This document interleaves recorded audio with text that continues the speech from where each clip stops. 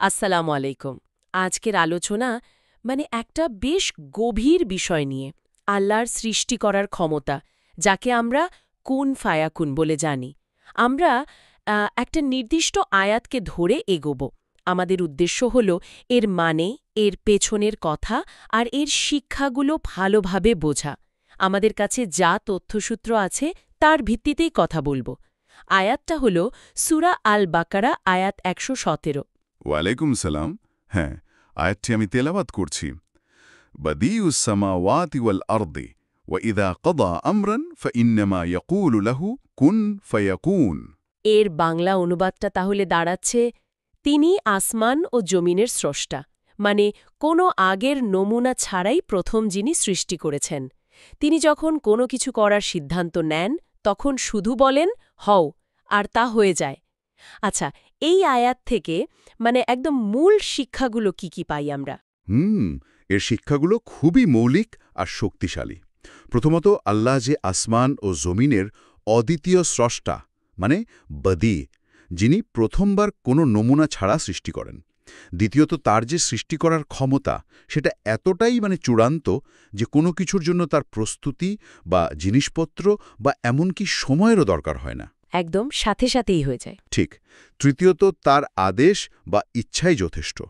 ওই যে বিখ্যাত কথাটা, কুন ফায়াকুন, মানে হও, আর সাথে সাথে তা হয়ে যায়। আর চতুর্থ, খুবই গুরুত্বপূর্ণ, সব কিছু সৃষ্টি হওয়া বা টিকে থাকা, সব কিছুই পুরোপুরি তার উপর নির্ভরশীল। আচ্ছা, এই আয়াতের কি কোনো নির্দিষ্ট কারণ বা প্রেক্ষাপট আছে? শানে নুজুল যাকে করে, যেটা জানলে অর্থটা আরও পরিষ্কার হবে। একটা বেশ গুরুত্বপূর্ণ প্রেক্ষাপট আছে এর। বিভিন্ন তফসির থেকে যা জানা যায়, মক্কা কাফিররা, আবার তৎকালীন আহলে কিতাবদেরও কেউ কেউ, ইহুদি বা খ্রিস্টানদের মধ্যে আল্লাহর সৃষ্টি ক্ষমতা নিয়ে এক ধরনের সন্দেহ বা প্রশ্ন তুলেছিল। বিশেষ করে ঈসা আলাইসাল্লামকে আল্লাহর পুত্র বলার যে একটা ধারণা ছিল, সেটার সম্পর্ক আছে। ও আচ্ছা। তো এই আয়াতটা নাজিল করে আল্লাহ একদম পরিষ্কার করে দিচ্ছেন যে তার সৃষ্টি করার ক্ষমতা এতটাই বিশাল যে কোনো কিছু বানাতে তার কোনো ছেলের দরকার নেই, কোনো অংশীদারেরও প্রয়োজন নেই। তিনি শুধু ইচ্ছা করেন, বলেন কুন, হও, আর সেটা হয়ে যায়। ঈসা আলাইসাল্লামের যে সৃষ্টি, সেটাও তার এই অসীম ক্ষমতারই একটা নিদর্শন। তাকে পুত্র বলার কোনো ভিত্তি নেই। এই যে শুরুতে বলা হলো বাদিয়া, নবপ্রবর্তক স্রষ্টা, এটার উপর বেশ জোর দেয়া হয়েছে ব্যাখ্যায়। এর মানে কি এটাই যে তিনি কোনো আগের মডেল বা উদাহরণ ছাড়াই একদম নতুন করে সৃষ্টি করেন? এটা তো ভাবাটাও কঠিন। ঠিক ধরেছেন। বদি শব্দটার অর্থই হল এমন স্রষ্টা যিনি সম্পূর্ণ মৌলিক, ইউনিক কিছু অস্তিত্বে আনেন, যার কোনো পূর্ব উদাহরণ বা মডেল নেই। আসমান ও জমিনের সৃষ্টি ঠিক এমনই। আর তার কোনো কাজ করতে কোনো সাহায্যকারী লাগে না, কোনো জিনিসপত্র লাগে না, কোনো সময়ও লাগে না। আপনি একটু ভেবে দেখুন সৃষ্টির বৈচিত্র্যটা। যেমন ধরুন, আদম আলাইসাল্লামকে তৈরি করা হলো কোনো বাবা মা ছাড়াই, আবার ঈসা আলাইসাল্লামকে বাবা ছাড়া, শুধু মায়ের মাধ্যমে। আবার আমরা যারা আছি তারা সবাই বাবা মায়ের মাধ্যমে। একই স্রষ্টা, কিন্তু সৃষ্টির প্রক্রিয়া কত ভিন্নতা। এই সবই তো তার ক্ষমতারই প্রকাশ। হ্যাঁ, আসলেই তো। এই যে বিশাল বিশাল গ্যালাক্সি, কোটি কোটি তারা, এই সব কিছুই কিন্তু তার ওই একটা আদেশের ফল, কুন।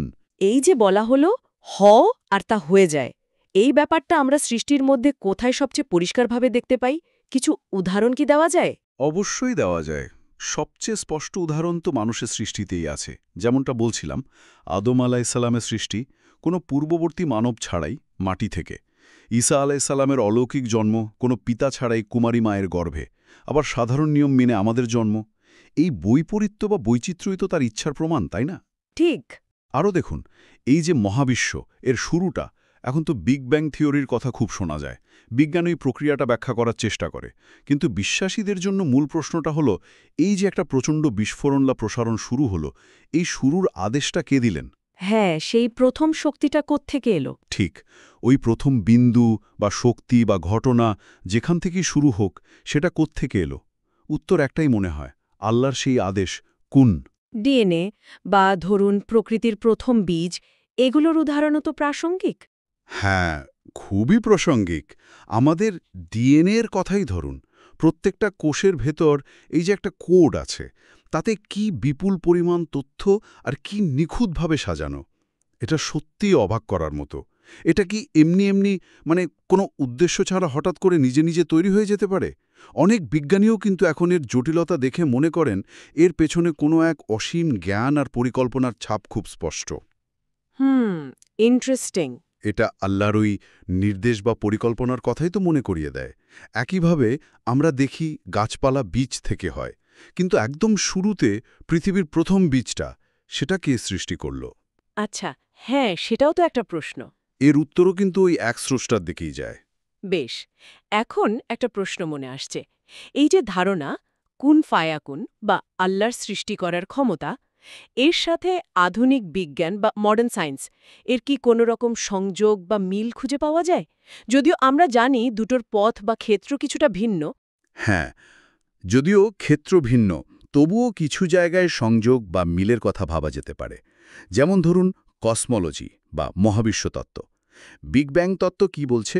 বলছে যে মহাবিশ্ব একটা অত্যন্ত ঘনীভূত ক্ষুদ্র অবস্থা থেকে এক মুহূর্তে একটা প্রচণ্ড বিস্ফোরণের মতো হয়ে ফেলতে শুরু করে।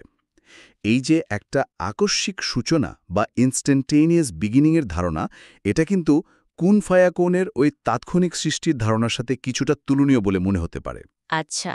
তবে হ্যাঁ, বিজ্ঞান ব্যাখ্যা করে কিভাবে হলো, কিন্তু কেন বা কার আদেশে হলো সেই প্রশ্নের উত্তর তো আসলে বিশ্বাসের ব্যাপার। ঠিক। আর ধরুন জীববিদ্যা বা পদার্থবিদ্যার দিকে যদি তাকাই।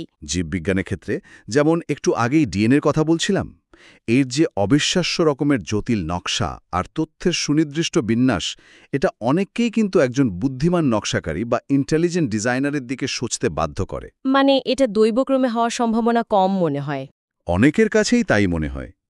আবার ধরুন ফিজিক্স বা পদার্থবিদ্যা।